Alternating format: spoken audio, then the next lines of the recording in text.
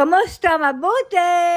For today's video. For today's video ay feeling fresh na ulit ang ating Disney princess dahil sa wakas ay napaliguan ko na din ulit siya pagkalipas ng 4 na buwan. Kung dati nga ay galit na galit at nagpapambuno pa kami kapag lilinisan at papalitan ko ng damit, ngayon ay kapag sinabi ko naliliguan ko siya ay sunod agad sa akin. Kapag bumabalik nga ang kanyang sakit ay ayaw niya magpaligo at hindi ko naman pwedeng puwersahin dahil baka madulas at mapahampas lamang. Kaya ang ginagawa ko noon ay punas-punas na lamang gamit ang face towel sa binasang maligamgam na tubig. Bago magkaroon ng kaguluhan dito sa Israel ay kagagaling pa lamang ni Nili sa kanyang sakit pero hindi pa siya totally na magaling noon. Kaya natsyempo pa din ako para paliguan si Nili hanggang sa inabot na nga ng gera. At dahil araw-araw ay sunod-sunod ang siren noon ay half-bath muna ang ginawa ko kay Nilush para lamang mapaliguan at guminhawa ang kanyang pakiramdam. Hanggang sa makalipas ang ilang araw ay tumiming na nga din ako para mapaliguan na din ang kanyang ulo. Kakatapos nga lamang ng siren yan kaya pagkalabas namin ng bomb shelter ay pinaliguan ko agad si Nilush. At dahil matagal-tagal nga ding hindi nagpaligo ay hindi agad bumula ang shampoo.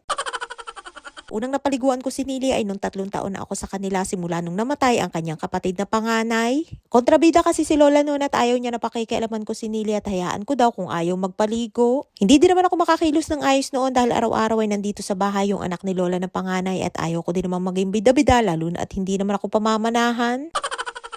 Kaya nung namatay ang anak ni Lola na panganay ay hindi na makakontra sa akin si Lola at sa ayaw at sa gusto niya ay pinaliguan ko si Nilush. Kaya simula nun ay naging maayos na si Nili at hindi laging mukhang amusin. Hanggang sa nagtagal ay natuwa na din si Lola at mas gumaling na din si Nili noon sa kanyang sakit. Kaya simula nung namatay ang kanyang kapatid ay mas naasikaso ko si Nili at mas naging masayahin na din siya. At lagi niya sinasabi sa akin na masaya daw siya na sa kanila ako napapunta at ako ang nag-aalaga sa kanila. Siguro kaya lumala din ang sakit ni Nili noon dahil napabayaan siya at hindi naaasikaso kahit araw-araw pa ipumupunta dito sa bahay yung kanyang panganay na kapatid. At nung una dating ko dito sa kanila kung mahina ang loob ko ay baka iniwanan ko na agad at hindi ko tinanggap at sa hitsura pa lamang ni Nili noon ay mukhang nakakatakot na. Kaya yung hitsura ni Nili ngayon ay napakalayo kumpara dun sa hitsura niya nung bagong dating pa lamang ako dito.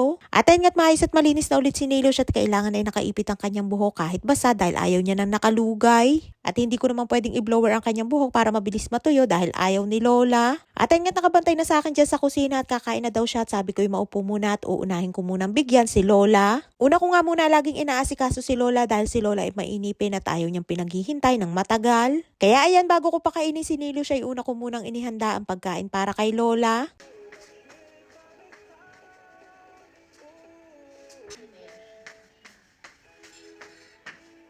At pagkatapos kong bigyan ng pagkain si Lola ay pagkain naman ni Nili ang aking inihanda. Kumusta? Mabuti. Kain tayo. Kain tayo. Kain tayo. Kumusta? Mabuti. Kain tayo. Kamusta's mabuti? Si Nilush ay Kutin. kuting. Katebon.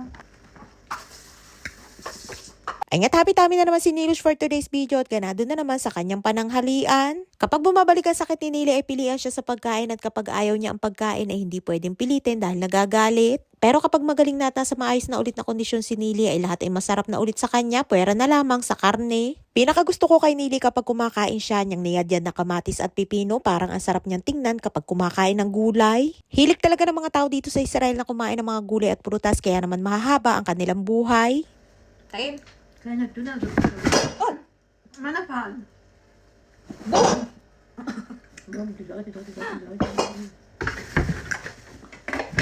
Makbat.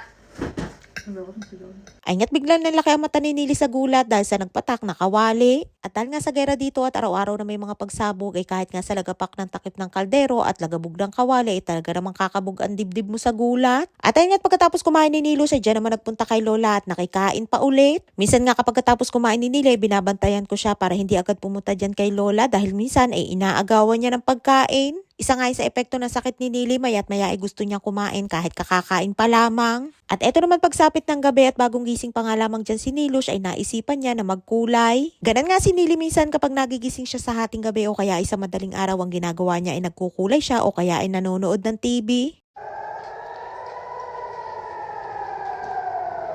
Nilush. Ay nga't may siren na naman kaya pasok na naman ang mga person sa bomb shelter. Ganun nga ang buhay namin araw-araw, labas-masok dyan sa loob ng bomb shelter at isang buwan na nga ang nakakalipas at hindi pa rin matapos-tapos. At pati nga si Nilush na kagagaling lamang sa kanyang sakit ay nai-stress din at pati nga ang kanyang pagtulog ay naaabala din. Pero piling ko ay mas nai-stress sa mga tao sa Pinas kahit wala doon ng gera dahil sa mga nagtataasa na presyo ng mga bilihin. Sana nga ay matapos na din ang kaguluhan dahil maraming bansa na din ang apektado at isa na nga dyan ang Pinas na nauna lang magdeklara ng State of National Energy Emergency dahil sa kaguluhan dito sa Middle East. Pero mas nakakaawa ay yung mga taong mahihirap na mas lalo pa naghihirap habang yung ibang mga nanunungkulan sa lipunan ay pinagmamasarap ang pera ng taong bayan. Ay nga't nakalabas na kami ni Nili sa loob ng bomb shelter at sabi ko kay Nili ay matulog muna ulit habang tahimik pa. Ay siya hanggang dito lamang ating kwento for today's video at maraming po salamat sa inyong support at laging panonood. Mag-ingat po tayong lahat palagi. And please follow and share ako Infinity Private Resort and Events Place and please subscribe to my YouTube channel.